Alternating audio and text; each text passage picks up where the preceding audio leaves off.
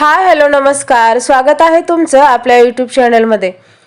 आज मी तुमच्याशी शेअर करणार आहे अगदी झटपट होणारा झणझणीत असा मसूर डाळीचा डाळ कांदा, तोही अगदी अचूक प्रमाणामध्ये। या ठिकाणी डाळ कांदा बनवण्यासाठी मी 1 वाटी मसूर डाळ घेतलेली आहे। 1 वाटी मसूर डाळीसाठी मी 2 कांदे बारीक चिरून घेतलेले आहेत। 1 मध्यम आकाराचा टोमॅटो बारीक चिरून घेतलेला आहे। थोडीशी हिरवी कोथिंबीर आणि अर्धा चमचा आलं लसूण पेस्ट। या ठिकाणी सुरुवातीला मसूर डाळ 2 ते 3 वेळा पाण्याने स्वच्छ करून घ्यायची। बरेच जण मसूर डाळीची भाजी करताना मसूर डाळ धुत नाहीत, कारण ही लवकर शिजते किंवा भाजी करताना फुटेल या भीतीने ते ही धुत नाहीत, पण तसं करायचं नाही।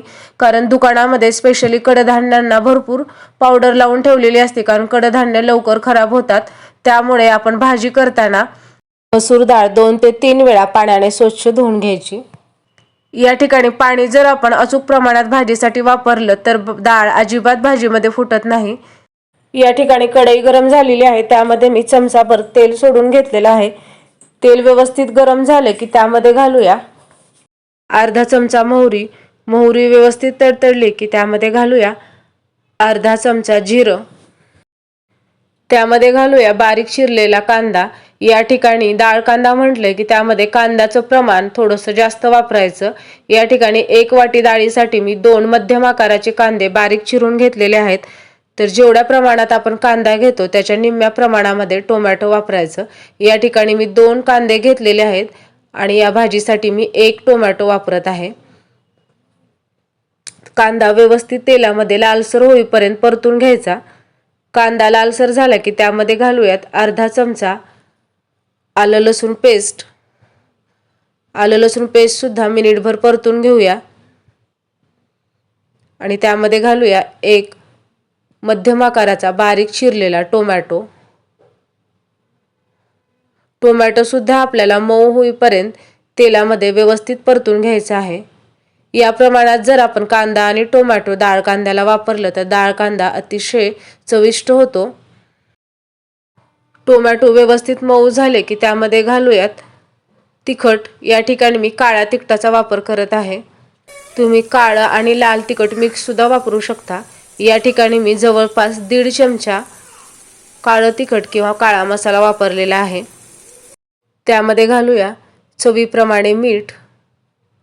तुम्हाला जर आवडत असेल तर तुम्ही यामध्ये एखादा चमचा शेंगदाण्याचं कूट सुद्धा घालू शकता, कारण बऱ्याच भागामध्ये डाळ कांदा करताना एखादा चमचा शेंगदाण्याचं कूट सुद्धा वापरतात।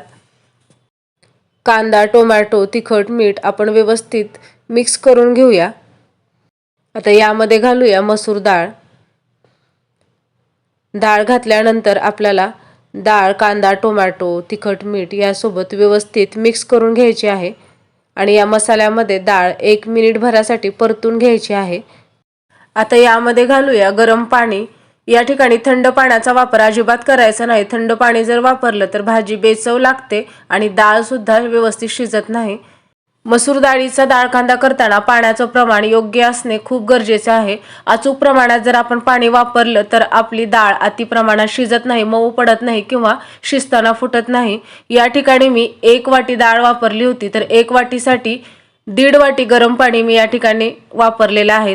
ताट झाकून आपल्याला 5 ते 7 मिनिटं डाळ कांदा व्यवस्थित शिजवून घ्यायचा आहे आणि 5 ते 7 मिनिटात पाहू शकता डाळ कांदा अगदी परफेक्ट शिजलेला आहे। आपला चमचमीत झणझणीत असा डाळ कांदा तयार झालेला आहे। चपाती सोबत त्याचप्रमाणे भाकरी सोबत याची चव अप्रतिम लागते। यानंतर यावरती घालूया बारीक चिरलेली कोथिंबीर। मला जर आजची सिंपल अशी रेसिपी आवडली असेल तर लाईक करा, शेअर करा आणि आपल्या चॅनलला सबस्क्राईब करा। भेटूया अशीच एखादी छानशी रेसिपी घेऊन पुढच्या व्हिडिओमध्ये।